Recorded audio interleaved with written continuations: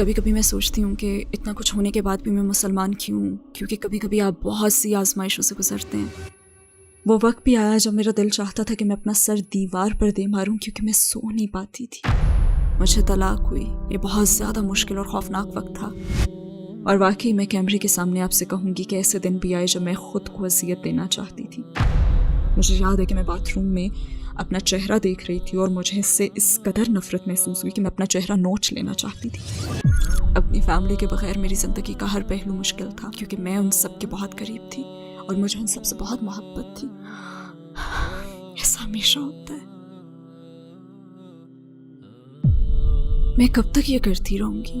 मैं कब तक अपनी मदद के लिए दूसरों पर भरोसा करूँगी, जबकि अल्लाह खुद कहता है, आओ मेरी तरफ, मेरे पास आओ, मुझे याद करो, मैं तुम्हें याद करूँगा। अस्सलामु अलैकुम सिस्टर हानिया आदम, हमारी दावत कबूल करने का शुक्रिया। आपको अपने साथ देखना हमारे लिए खुशी की बात है। मेरा पहला सवाल ये है कि हानिया आदम कौन हैं? क्या आप अपनी ज़िंदगी के मुतालिक हमें मुख्तसरन बता सकती हैं? वालेकुम अस्सलाम वरहमतुल्लाहि वबरकातुहू। मैं 3 बच्चों की माँ हूँ अल्हम्दुलिल्लाह। मैंने एक सिख ख़ानदान में परवरिश पाई। मेरे वालिदैन इंडियन हैं और मैं यूके में पली बड़ी हूँ। शानदार बचपन गुजरा अल्हम्दुलिल्लाह। बहुत ही मोहब्बत करने वाले वालिदैन मिले। मगर मैं शायद 24 या 25 साल की उम्र में मुसलमान हो गई थी और ये मेरी फ़ैमिली के लिए बहुत बड़ा सदमा था। और अल्हम्दुलिल्लाह ग्रीन लेन मस्जिद में और हर उस ऑर्गेनाइजेशन के साथ काम कर रही हूँ जिसकी मैं खिदमत कर सकती हूँ। अकीदे के लिहाज से आपकी ज़िंदगी कैसी थी? आपका किस पर ईमान था? जब बड़ी हुई तो मेरे वालिदैन ने मुझे सिख अकीदा सिखाया, जो मुझे बहुत अच्छा लगता था। जैसे मुझे गोल्डन टेम्पल अमृतसर जाना भी याद है, बहुत मज़ा आया था। मुझे हेमकुंड साहब को विज़िट करना भी याद है, जो कि हिंदू आश्रम के तौर पर ज़्यादा पहचाना जाता है। वहाँ भी बहुत ज़्यादा मज़ा आया। और मुझे याद है कि बहुत ही छोटी उम्र से ना मैं अपनी ज़िंदगी में खुदा की ज़रूरत को महसूस किया करती थी, और जब मैं उन जगहों पर जाती तो मुझे ज़्यादा खुशी और इत्मीनान महसूस होता था। मैं कह सकती हूँ कि मेरी परवरिश के दौरान अल्हम्दुलिल्लाह मेरे वालिदैन ने मुझे बहुत अच्छी बातें सिखाई थीं। उन्होंने मुझे मेहनत करने, तालीम हासिल करने और ईमानदारी जैसे अच्छे अखलाक दिए। उन्होंने मेरी बहुत अच्छी परवरिश की अल्हम्दुलिल्लाह। शायद यूनिवर्सिटी का ज़माना था जब मैं बड़ी हद तक सेक्युलर ज़िंदगी जी रही थी, यानी मैं मज़हब को तो फॉलो कर ही नहीं रही थी। हाँ, एक रूहानी ताल्लुक ज़रूर था, मगर मैं किसी मज़हब पर अमल नहीं करती थी। मैं आपको सच बताऊंगी कि शराब पीना मेरे लिए कोई मसला नहीं था। जैसा चाहती मैं वो वैसा ही लिबास पहनती, कोई मसला था ही नहीं, बल्कि ये सब तो मेरे लिए नॉर्मल था। मुझे इसमें कोई ख़राबी नहीं लगती थी। ये मेरा नॉर्मल लाइफ स्टाइल था उस वक्त। तो मुसलमान होने से पहले मैं बस ऐसी ही ज़िंदगी गुजार रही थी। आपने इस्लाम के मुतालिक पहली बार कब सुना? क्या आपके जहन में कोई तासब था? हाँ, शायद मैं थोड़ी सी इस्लामोफोबिक थी। मैं सोचती थी कि तब इराक़ और दूसरी जगहों पर काफ़ी कुछ चल रहा था, और शायद मैं अल्लाह अकबर के अल्फाज सुनकर ना खौफज़दा हो जाती थी। ये अल्फाज मुझे खौफज़दा कर देते थे, और मैं ये समझती थी कि सारे मुसलमान मर्द बहुत सख्त होते हैं, अपनी बीवियों को मारते हैं, और बस इस तरह की सोचें थी। और हज़रत आयशा रज़ियल्लाहु ताला अन्हा और उनकी उम्र का जो मामला था वो हमेशा मेरे जहन में रहता था। मतलब बहुत से उल्टे ख़यालात थे। मैं ये सोचती थी कि मुसलमान औरतें जो हैं वो तो बहुत मसलूम हैं, उन्हें हिजाब क्यों पहनाया जाता है, ये तो ठीक नहीं है। मेरे बहुत से एतराज़ात थे। इस्लाम की तरफ आपका सफ़र कैसे शुरू हुआ? इस्लाम की कौन सी बात ने आपको सबसे ज़्यादा मुतासिर किया? मज़े की बात यह है कि मुसलमान औरतों के मतलब मेरे इन ख़यालात के बावजूद मैंने इस्लाम में सबसे पहले औरतों पर ही गौर करना शुरू किया था।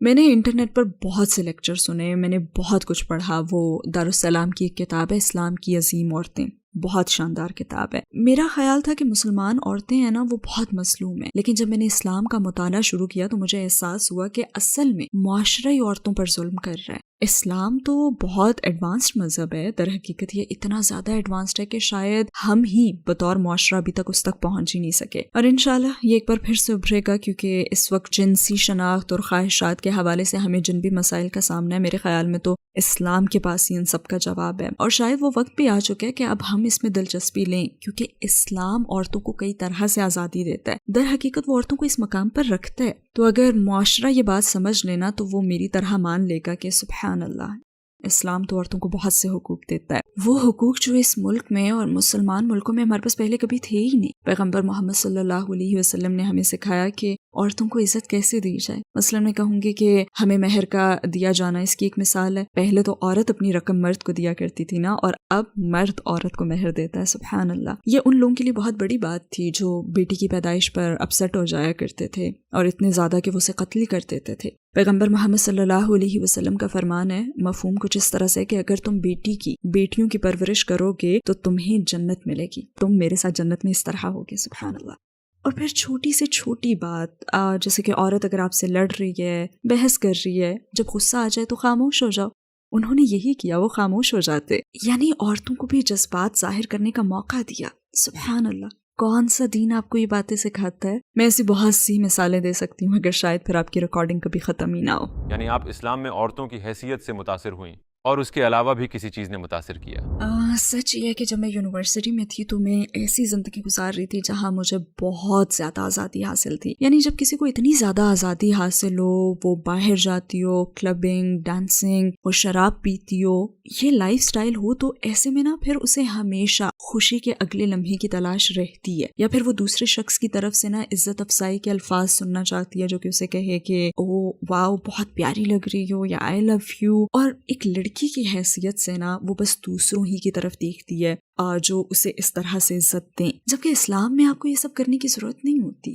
یہاں عزت افزائی دوسروں کی طرف سے نہیں آتی. پیغمبر محمد صلی اللہ علیہ وسلم نے ہمیں سکھایا کہ ہماری قبولیت سب سے پہلے اللہ سبحانہ و تعالیٰ کی طرف سے ہوتی ہے، اور جب آپ اللہ اور پیغمبر محمد صلی اللہ علیہ وسلم سے محبت کرنا سیکھ لیتے ہیں نا، تو پھر عجیب اطمینان محسوس کرتے ہیں. آپ کو یہ الفاظ سننے کے لیے نا پھر کسی بھی مرد پر بھروسہ نہیں کرنا پڑتا، اور اگر وہ بھی آپ کو مل جائے تو یہ تو اللہ کی رحمت ہے نا، اور آپ اس طرح ساتھ ہو جاتے ہیں.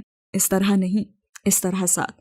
اللہ سبحانہ و تعالیٰ قرآن میں فرماتے ہیں کہ اس نے مردوں اور عورتوں کو برابر مگر مختلف بنایا.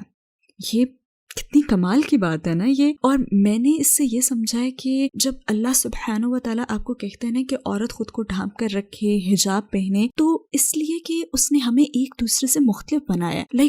مجھ میں اچھا لگنے، خوبصورت لگنے کی خواہش ہو سکتی ہے، مگر اللہ نے مردوں کو مختلف بنایا ہے. وہ آپ کو دیکھ کر یہ سوچ سکتا ہے کہ میں اس کے پاس جا سکتا ہوں، میں یہ کر سکتا ہوں، یا پھر یہ میں کہہ سکتا ہوں. لہٰذا اللہ فرماتا ہے کہ خود کو محفوظ بناؤ، خود کو ڈھانپ کر رکھو. مگر مرد میں خواہش ہمیشہ رہے گی. ہاں، جب یہ تعلق حلال ہو جائے تو آپ اس سے لطف اندوز ہوتے ہیں، اور اگر آپ کے پاس نہ ہو تو پھر آپ غیر مطمئن رہتے ہیں. وہ کون سی بنیادی بات ہے جس نے آپ کو قائل کیا کہ اسلام ہی 100% سچ ہے؟ السلام علیکم بھائیوں اور بہنوں، ہمیں احساس ہوا ہے کہ ہمارے چینل پر 80% ناظرین بشمول اس ویڈیو کے ہمارے سبسکرائبرز نہیں ہیں. جیسا کہ آپ جانتے ہیں کہ ہم غیر منافع بخش تنظیم ہیں اور ہماری ویڈیو پر اشتہارات غیر فعال ہیں. ٹوورڈز ایٹرنٹی صرف ایک یوٹیوب چینل ہی نہیں بلکہ ایک مدرسہ بھی ہے. یہاں ہم خود کو اور نوجوانوں کو اسلامی تعلیم سے آراستہ کرتے ہیں. لہٰذا ہمارے اس مطالبے کا واحد مقصد سچائی کو پھیلانا ہے. ہو سکتا ہے بظاہر یہ چھوٹا عمل لگے، لیکن انشاءاللہ یہ ہمیں لاکھوں لوگوں تک پہنچنے میں مدد کرے گا. آئیے اب لائک اور سبسکرائب بٹن پر کلک کریں اور ساتھ مل کر ٹوورڈز ایٹرنٹی کا سفر کریں. وہ کون سی بنیادی بات ہے جس نے آپ کو قائل کیا کہ اسلام ہی 100% سچ ہے؟ گرین لین مسجد جانے کے حوالے سے مجھے وہاں پہلی مرتبہ جانا یاد ہے، جب میں نے بہت ساری ایسی بہنوں کو دیکھا جو سر سے پیر تک سیاہ برقعے میں ڈھکی ہوئی تھیں. یہاں ہیری پوٹر کا ذکر کرنا تھوڑا فنی ہوگا، مگر وہاں مجھے ہیری پوٹر کا ایک سین یاد آ گیا جب ہاگورٹس میں وہ سب ایسے ہی لباس میں تھے. تو میرے ذہن میں پہلی چیز یہی آئی تھی، اور پھر میں نے سوچا واو، انہوں نے اپنی مرضی سے یہ لائف سٹائل چنا ہے. مطلب میں بھی اس طرح کا اعتماد محسوس کرنا چاہتی ہوں، کیونکہ میں تو ابھی منی اسکرٹ میں گھومتی ہوں نا، لیکن میں جاننا چاہتی ہوں کہ اس لباس میں سڑکوں پر چلنا کیسا لگتا ہے. اور صرف یہی نہیں بلکہ وہ سب تو بہت ملنسار، بہت محبت کرنے والی، مہربان اور مددگار تھی. اور سچی بات یہ ہے کہ کبھی کبھی دوسروں سے بات نہ کرنا نا اپنے لیے ہی مشکلات پیدا کرنے کا سبب بنتا ہے. جیسے میں نے حجاب پہننے والی مسلمان عورتوں سے تو کبھی بات کی ہی نہیں تھی، بلکہ میں نے کسی بھی مسلمان عورت سے بات نہیں کی تھی. لہٰذا میرے لیے یہ پہلا موقع تھا. انہوں نے تو مسکرا کر میرا استقبال کیا، جبکہ ہم لوگوں میں تو اتنے تعصبات اور اتنے غلط خیالات ہیں، اور ہم سمجھتے ہیں کہ حجاب والی عورتیں تو مسکراتی نہیں ہیں. اور یہی وہ عورتیں تھیں جو مسکرا بھی رہی تھیں، ہنس بھی رہی تھیں، مذاق بھی کر رہی تھیں. اور میں نے سوچا کہ یہ تو نارمل ہے، یہ بھی انسان ہے. وہ سیاہ گاؤن میں حرکت کرتی ہے، کوئی پتلیاں نہیں ہیں، یہ انسان ہے. اور کتنی عظیم عورتیں ہیں. آپ نے کلمہ کیسے پڑھا اور آپ کو کیسا محسوس ہوا؟ میں نے اسی مسجد کے اپنے اگلے ہی وزٹ میں کلمہ پڑھ لیا تھا الحمدللہ. وہاں تقریباً 60 سے 70 لوگ تھے، اور اس وقت مجھ سے قریب ترین فرد جس نے مجھے کلمہ پڑھوایا تھا وہ اب بھی مجھ سے سب سے زیادہ قریب ہے الحمدللہ. لہٰذا کلمہ پڑھنے کا تو تجربہ بہت شاندار تھا. ویسے مجھے خوف بھی محسوس ہوا تھا لیکن اچھا احساس تھا، بہت ہی اچھا احساس. مجھے کلمہ پڑھنا، غسل کرنا سب یاد ہے اور مجھے بالکل ایسا محسوس ہوا جیسے میرا نیا جنم ہوا ہے. اور یہ نئی شروعات ہی تھی کیونکہ میں جانتی ہوں کہ اللہ سبحانہ و تعالیٰ سب گناہ دھو دیتا ہے مگر جو نیکیاں ہوتی ہیں ان کا ثواب باقی رہتا ہے. تو یہ ایک بہت ہی اچھا احساس تھا اور میں ایک مسلمان عورت کی شناخت اپنانے کے لیے تیار تھی. ہاں، اس کے بعد میں نے پڑھنا اور پھر بہت زیادہ پڑھنا شروع کر دیا. آپ کے قبول اسلام پر آپ کی فیملی اور ارد گرد کے لوگوں کا کیا ری ایکشن تھا؟ وہ بہت بہت مشکل وقت تھا مگر اس مشکل وقت کے ساتھ آسانی بھی تھی. ہاں، میں نے اسے نہیں پہچانا کیونکہ انہوں نے مجھ سے تعلق بالکل ہی توڑ لیا تھا، لہٰذا میرے پاس سوائے اللہ کے کوئی نہیں تھا. اسلام قبول کر کے میری شادی بھی بہت مشکل کا شکار ہو گئی تھی.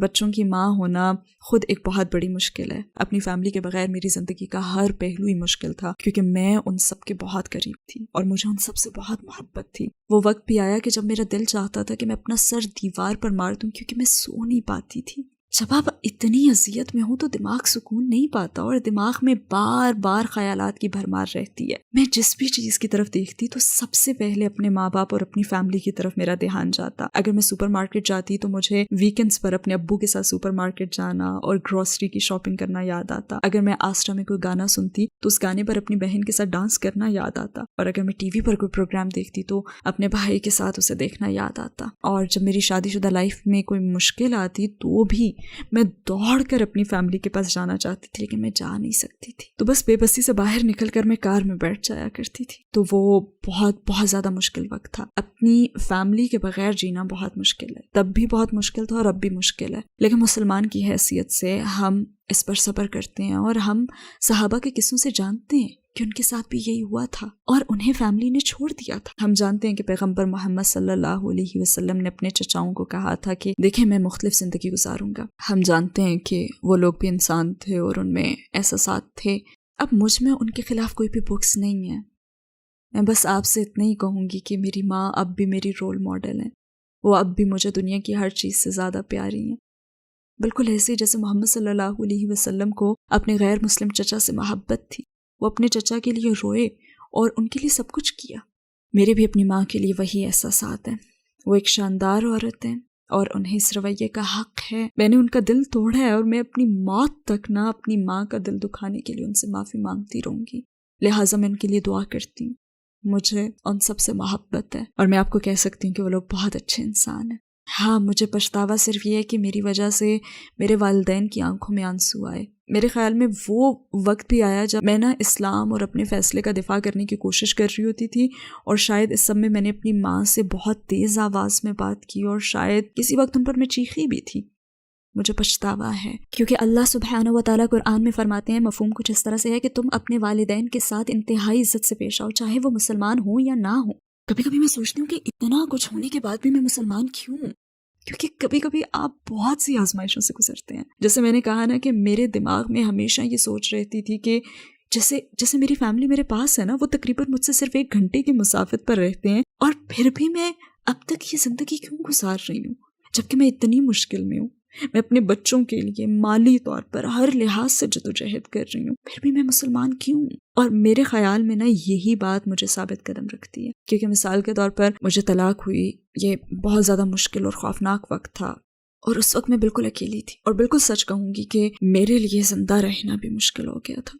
مجھے نہیں معلوم تھا کہ میں زندہ رہنا چاہتی بھی ہوں یا نہیں. بہت سارے مسائل تھے جن سے اس وقت میں اکیلے لڑ رہی تھی اور اس وقت میں اپنی آنٹی سے ملنے گئی تھی. ویسے میں ارادہ کر کے نہیں گئی تھی، بس ایک اتفاق ہی تھا. یہ میں ان کی دہلیز پر کھڑی تھی اور 10 سال میں پہلی مرتبہ میرے خاندان کے کسی فرد نے مجھ سے محبت کا سلوک کیا تھا. وہ کمال کی عورت ہے. انہوں نے میرے لیے چائے بنائی. وہ میرے پاس بیٹھی اور کہنے لگی، تم ٹھیک ہو؟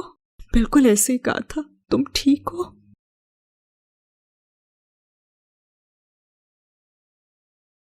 ایسا ہمیشہ ہوتا ہے. یہ میری آنٹی تھی. میرے خاندان کے کسی فرد نے پہلی مرتبہ مجھ سے پوچھا تھا، تم ٹھیک ہو؟ اور انہوں نے پوچھا کہ تم آگے کیا کرو گی، تمہارا کوئی پلان ہے؟ کیونکہ میرے پاس کچھ نہیں تھا. میرے پاس بس میرے 3 بچے تھے.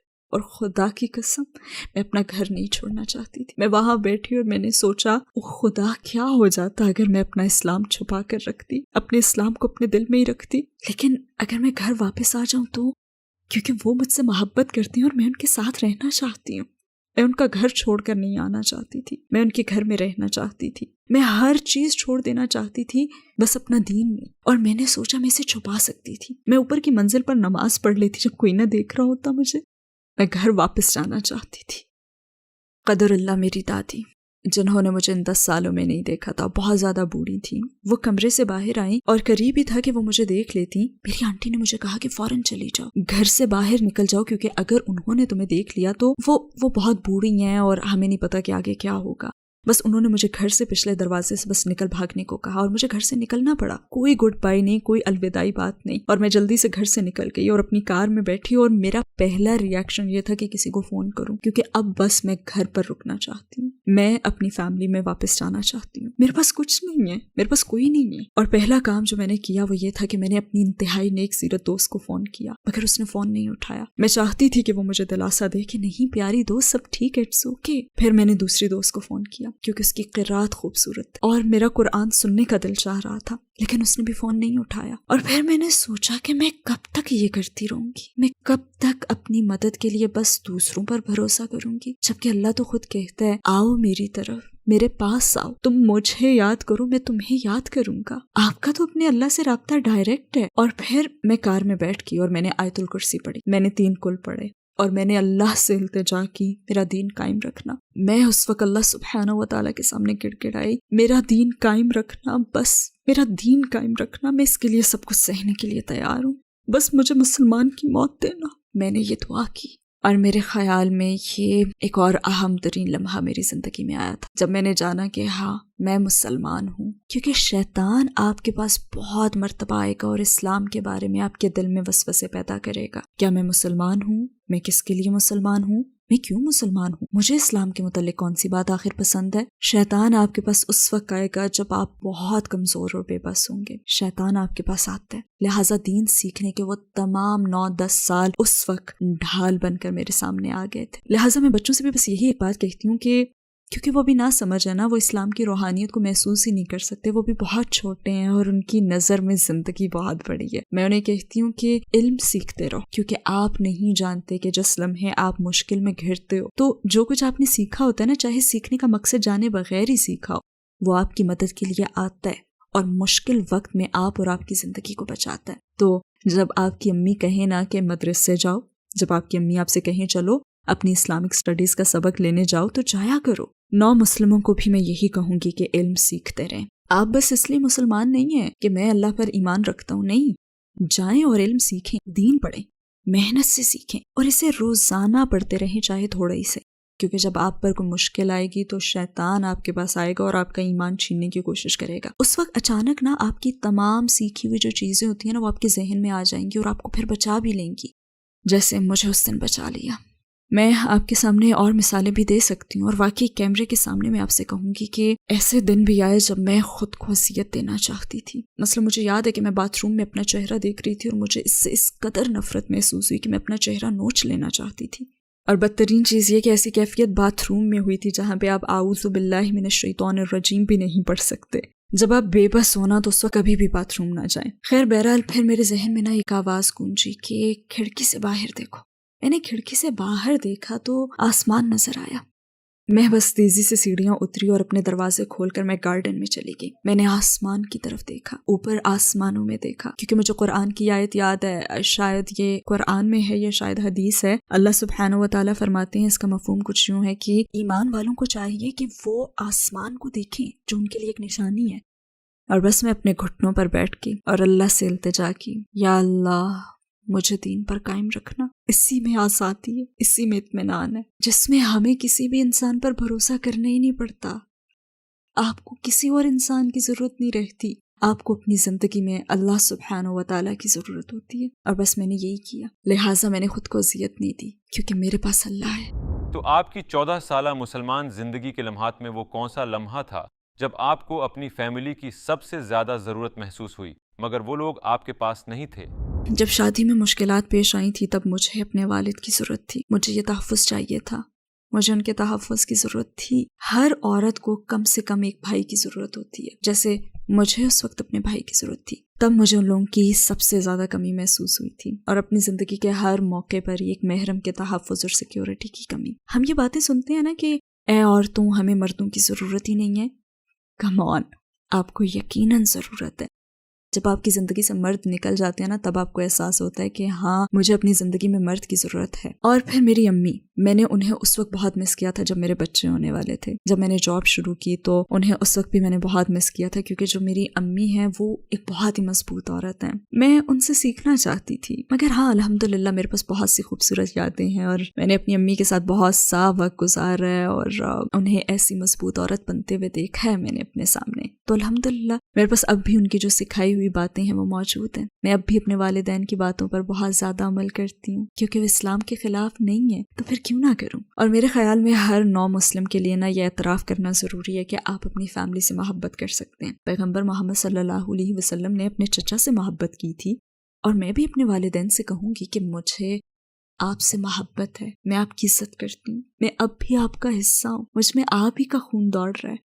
آپ کی سکھائی ہوئی باتیں مجھ میں اب بھی ہیں، آپ نے جو بھی سکھایا میں نے اسے نہیں چھوڑا۔ ایسا کرنا میرے لیے ناممکن ہے۔ آپ میرے رول ماڈلز ہیں، آپ میرا سب کچھ ہیں، اور میں آپ کے ساتھ دوبارہ ملنے کے لیے سب کچھ کروں گی، آپ سے واپس مل جانے کے لیے۔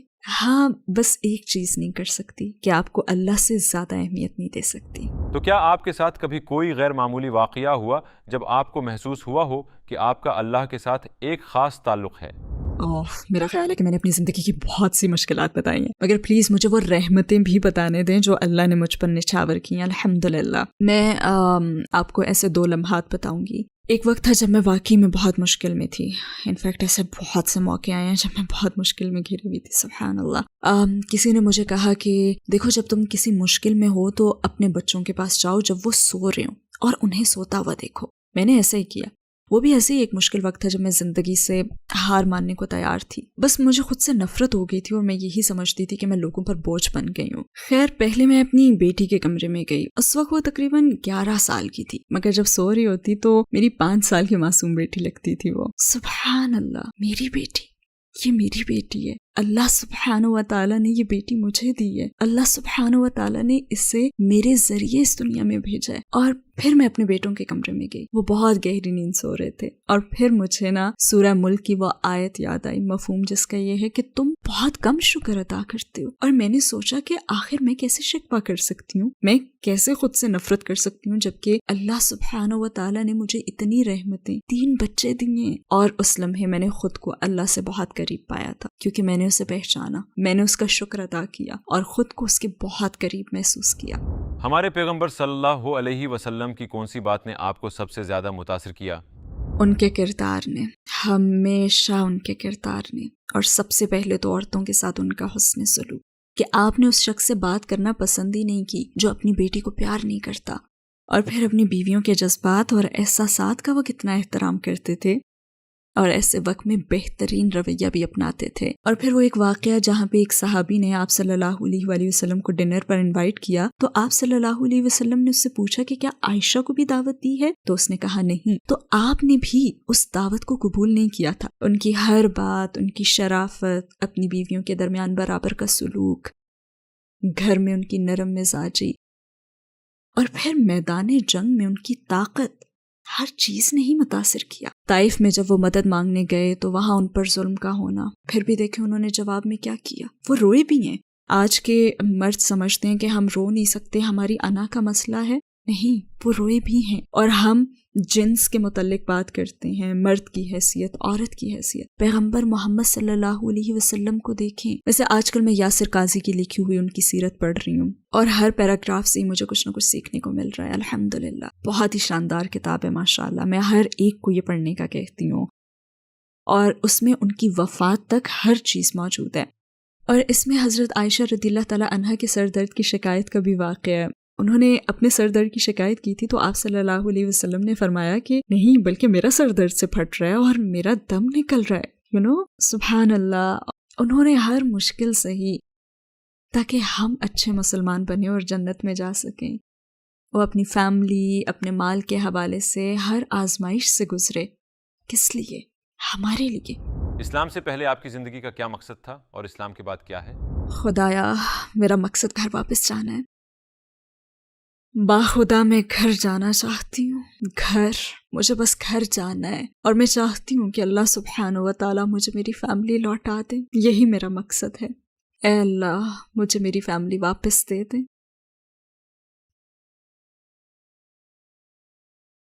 یہ تھوڑی سی زندگی ہے. میں ہر وقت خود کو یہی سمجھاتی ہوں کہ یہ دنیا کی زندگی تو بس ذرا سی زندگی ہے. ہم یہاں ہمیشہ کے لیے نہیں ہیں. میں بس گھر جانا چاہتی ہوں. آخر میں آپ ان لوگوں کو کیا کہیں گی جو آپ کو دیکھ رہے ہیں، جن کے دل اسلام کے قریب آ رہے ہیں مگر اپنے رشتہ داروں اور قریبی لوگوں کے رد عمل سے خوفزدہ ہیں؟ اپنا اصل مقصد ذہن میں رکھیں. آپ کا اصل مقصد ہے، دیکھیں، چاہے آپ میں ایک ذرہ ایمان ہو نا، چاہے آپ میں ایمان کا ذرا سا ہی احساس ہو، آپ کا اصل مقصد جنت میں پہنچنا ہے. اگر آپ واقعی اس پر ایمان رکھتے ہیں کہ خدا کا وجود ہے تو میں کہوں گی کہ سب سے پہلے آپ علم حاصل کریں. یہ جو آپ کا ذرہ برابر ایمان ہے نا، آپ اس پر جمے رہیں اور علم سیکھتے رہیں. شیطان کو اپنے پاس نہ آنے دیں کہ کہیں وہ اتنا سا ایمان بھی نہ لے جائے، کیونکہ شروع میں وہ اس کی سخت کوشش کرے گا. شیطان آپ کے پاس بھرپور انداز میں آئے گا اور آپ کو دوبارہ کافر بنانے کی کوشش کرے گا. اس لیے سیکھیں، خود کو علم دیں، اپنے مقاصد طے کریں، اپنے ذہن میں اپنا ٹارگٹ رکھیں. اور میں آپ کو بتاؤں کہ میرے ذہن میں یہ خیالات آتے تھے، میرے دماغ میں یہ باتیں چلتی تھی. ایک منفی آواز تھی اور پھر ایک اچھی آواز ابھرتی تھی. کبھی کبھی آپ کو یہ کرنا پڑتا ہے، آپ کو یہ بلند آواز سے کہنا پڑتا ہے، اے اللہ، مجھے تیری ضرورت ہے، مجھے صراط مستقیم پر چلا. اگر میں ان سوالات کے بارے میں سوچوں کہ مجھے اپنی فیملی کے ریاکشن کے باعث ایسا کرنا چاہیے یا نہیں، تو آپ یہ سوچ لیا کریں کہ آپ اکیلے دنیا سے جائیں گے. جب آپ کو قیامت میں کھڑا کیا جائے گا تو آپ کی فیملی آپ کی مدد نہیں کرے گی. اگر آپ ابھی قیامت کے دن پر ایمان لانے کے درجے پر نہیں پہنچے، کیونکہ کچھ لوگ ابھی سیکھ رہے ہیں نا، تو یہ سوچ لیا کریں کہ اس دنیا میں مجھے اپنی فیملی سے کیا فائدہ مل رہا ہے اور مجھے روحانیت سے، خدا پر ایمان لانے سے کیا فائدہ مل رہا ہے. تو اس مرحلے پر میں یہی کہوں گی کہ سب سے اہم چیز ہے علم سیکھنا.